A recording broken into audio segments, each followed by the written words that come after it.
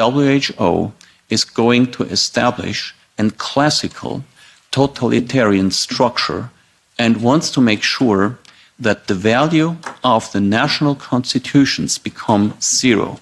And if you analyze well these international health regulations, you will find 5 elements that show that very clear.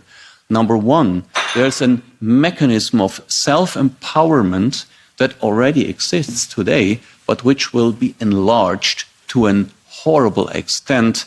It will be even more simple than until today for one person, the general director, to declare a public health emergency of international concern. I spare you with the details, but he can simply just say the word into the microphone. Second element, all what WHO will publish under the title of recommendations will become mandatory.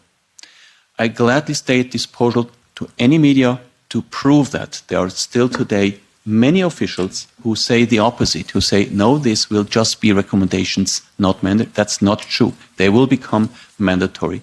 Number 3, fundamental rights. With such a regime where you have one person declaring emergency law, having all the power to make recommendations that are legally binding, you don't have to even discuss about human fundamental rights. And whether they are now still crossed out in Article 3 or whether they might put it back into, it will not change the result. There will be no effective protection on the country level for fundamental human rights. Number 4 is specifically frightening because as human beings and trying to pursue the ideals of the Enlightenment, as very well explained by Matthias Desmet, we depend on the right information.